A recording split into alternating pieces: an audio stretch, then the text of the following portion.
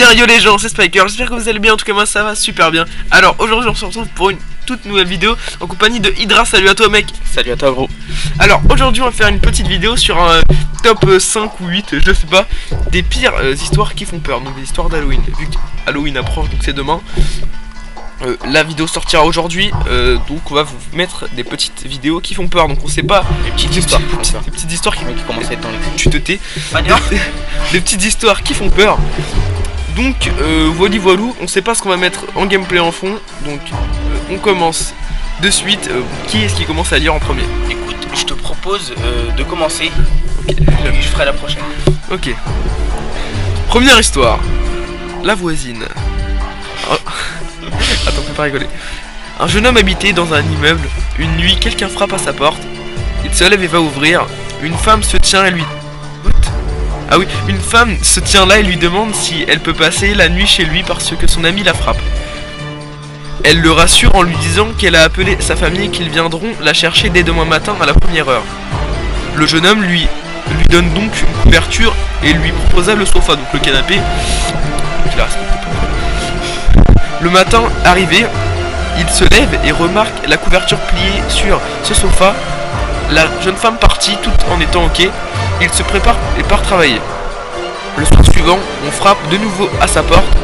La même femme, mais tout de même marquée de coups sur le visage, lui demande encore l'hospitalité. Ne pouvant qu'accepter, il va parler, il lui propose encore le sofa. Le matin, pareil, elle n'est plus là. Et cela se déroule tout au long de la semaine. Inquiet, il va voir la police pour expliquer son problème. Son problème. Il lui montre ainsi une photo sur laquelle il reconnaît cette femme. La police lui apprend que cette femme a été battue à mort dans son immeuble par son conjoint. Voilà, donc en fait elle était décédée, donc c'est un fantôme. Voilà, est-ce que tu as eu peur mon cher Hydra? Alors concrètement, c'était un peu de la merde. Moi j'ai bien aimé, moi. Moi non, franchement c'était cool, vas-y, arrête, sinon je te vire. C'était mon tonton. On avance tout de suite avec laquelle? Attends, il me semble qu'il y en avait une pas mal là. Bah il y avait celle en dessous, l'autostoppeuse là. Ah nickel elle. Le mec qui prend une histoire de 3 lignes, moi j'en prends une avec celle. Ok c'est parti, bah. Bon alors, l'autostoppeuse, c'est l'histoire d'un gars qui vient de ramener sa copine à la maison. Il est en moto et passe sur une route sinueuse près de Saint-Jérôme. Je ne connais pas du tout Saint-Jérôme. Dans un virage, il aperçoit une jeune femme en train de faire de l'autostop. Il s'arrête et demande s'il peut la ramener chez elle, mais qu'elle va certainement avoir froid sur la moto. Le gars il... Attends, quand même le mec il demande de la ramener en moto. Là, il faut que ça fasse peur, donc on se met dans une ambiance. Ok. On vous mettra une petite musique. Donc je la mettrai. Pas bien. Le gars est galant et lui prête sa veste. C'est la fin de l'été et les nuits commencent à devenir froides. Elle dit oui. Il lui donne sa veste et le casque puis s'en va avec la jeune femme derrière. Ça fait un peu pédophile ça, un peu de Ça fait un peu tonton Jackie, tu vois. La femme habite au début de Saint-Jérôme, près de cette route. Il roule environ 10 minutes. Une fois arrivé chez elle, Attends, c'est quand même marqué un petite maison, hein. Qu'on se mette d'accord, c'est pas moi. Ouais, une petite maison. Une petite maison au bord de la route. Elle lui rend le casque, le remercie et s'en va en courant. Mais elle oublie de lui rendre sa veste. Lorsqu'il y pense, elle est déjà rentrée chez elle. Il est tard, 3h du matin.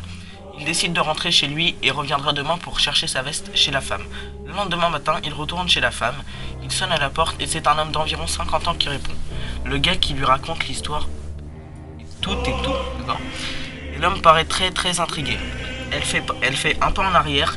Il est presque affolé. Il répond au gars que c'est impossible ce qu'il dit, car sa fille est morte depuis 3 ans, jour pour jour. Elle est morte dans un effroyable accident de moto sur la route au sud de Saint-Jérôme, excusez-moi. Le gars n'en croit pas ses yeux et repart bouche bée sans rien dire. Il avait pris en stop la fille au lieu même de l'accident qui l'avait tuée il y a 3 ans. Pour en avoir le cœur net, il va au cimetière du village en regardant le nom de famille sur la boîte aux lettres. Il espère retrouver plus facilement la pierre tombale de la fille. Arrivé au cimetière, il regarde un peu autour de lui, il n'en croit pas ses yeux. Il voit sa veste sur une pierre tombale. C'est bien sa veste. Elle est sur la pierre tombale de la fille qui l'avait pris en autostop. Oh, rip. Ouais, non, mais elle a fait... Non, elle a fait tard. Elle fait un peu plus sport que l'autre. Ouais, c'est sûr. Non, mais... Je sais pas ce que vous en avez pensé, les gens. Vous nous direz ça dans les genre, en fait, là, on n'arrive pas trop à parler parce qu'on n'est pas habitué à raconter faire une histoire comme ça en vidéo, c'est sûr. Alors, une autre... Là, non, ça, on l'a déjà fait. Celle-là. Putain, un peu la merde. À la Alors, limite, ça, si c'est bien vous ça. voudrez, on vous mettra les sources dans la description Ouais, voilà, que si- vous alliez voir de vous-même. Si ça vous intéresse. La diète Un miracle. cactus avec un cœur. Non, c'est Je chelou. sais, je sais rien. Ça. La diète. Non, c'est grand-père. Ouais. Alors. À moi. Alors, un grand-père. C'est pas. Franchement, en fait, on n'a lu aucune histoire. Avant de vous les dire. Un beau dimanche d'avril, Mélanie pensa à son défunt grand-père décédé 5 ans plus tôt. Dans ces moments de tristesse, il lui arrivait très souvent de lui parler, en espérant d'une façon et d'une autre non, que son grand-père lui réponde en lui faisant un signe, en lui fasse... Oh, attends, mais il est chelou.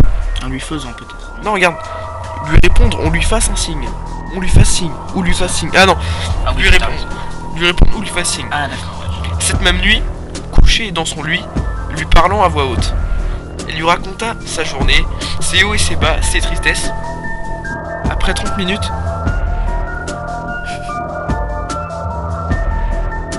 Ah ouais, ah attends, c'est pas comme ça.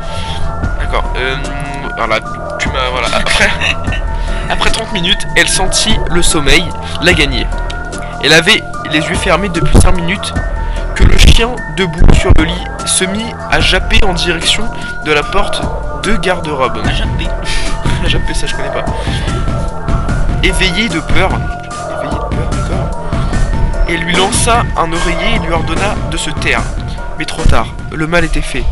Les murs craquaient, le vent sifflait entre les vitres de la fenêtre, et le chien grondait contre cette saleté de porte de garde-robe. Son cœur se mit à battre dans la poitrine, tellement fort qu'il lui cognait dans les oreilles. D'accord. Mélanie sortit son nez de dessous des couvertures et regarda vers la porte. Elle ne voyait pas grand-chose dans le noir, mais le chien raide comme un piquet fixait cette satanée garde-robe. Malgré les avertissements de son cabot, grognant, jappant, elle alluma la lumière. Aussitôt, aussitôt le chien se recoucha fatigué et le poil hérissé. Mélanie dit bonsoir à son grand-père et lui souhaita bonne nuit, ajoutant que tout allait bien et n'avait pas besoin de sa présence. Refermant la lumière et se rendormit. La morale, quand on parle à un mort, ne pas oublier de leur redire au revoir pour ne pas qu'il se croie obligé de rester toute la nuit. Ah, concrètement, le mec Ouais. ou la meuf qui avait dit ça, enfin qui a écrit ça, il avait un QWERTY italien. Non mais attends, c'est chelou le truc, c'est bizarre. Ah, je croyais que c'était un truc qui allait faire flipper à mort. Mais en Truc fait, qui dire, il y a son grand-père dans le garde-robe. non mais juste, tu vois, la fin, ça commençait à être bien, genre la morale quand on parle à un mort, ne pas oublier. Tu vois, cette phrase-là Ouais, était bien. ouais, Par contre, franchement. le reste, tu pas. Ouais, j'ai pas trop accroché quoi, dans le jargon. Effectivement, oui. Donc Allô. on va vous en dire encore deux, puis après bah, ça sera bon je pense. La diète miracle. Ok, c'est parti, les gars. En Déjà, fait, ça commence par une dame obèse. Déjà, tu te dis que tu vois, ça va partir un peu en couille dans l'histoire. Tu vois. C'est parti. La diète miracle. Une dame obèse voit dans un journal une publicité annonçant la possibilité de perdre du poids tout en continuant de manger autant que l'on veut. Un peu crédule. La dame en question envoie l'argent par la poste et reçoit quelques semaines plus tard par courrier recommandé une boîte remplie de pilules avec comme instruction d'en prendre un tous les matins et continuer à manger tout ce qu'elle désire. La dame pesait alors 250... Elle pesait 205 livres carrément. ouais, ça fait environ 180 kilos, un truc comme ça. Après la première semaine, elle se rend compte, on va dire, parce que c'est écrit elle se rencontre. Ouais. Elle se rend compte qu'elle a perdu 5 livres, elle est maintenant à 200 livres. Les semaines continuent et se ressemblent puisqu'elle continue à perdre environ 5 livres par semaine jusqu'à ce qu'elle ait atteint son poids idéal de 115 livres. Elle décide alors de stopper les pilules. Une semaine plus tard, elle s'aperçoit qu'elle continue à perdre du poids. Après quelques semaines, elle consulte son médecin car la situation commence à devenir inquiétante, puis que notre dame en question pèse maintenant 85 livres. Après plusieurs analyses en laboratoire, le médecin découvre qu'elle est infestée par une espèce de ver solitaire très rare qui ne vit qu'en Amérique centrale. La dame n'était pas allée en Amérique centrale et n'avait pas voyagé depuis plusieurs années.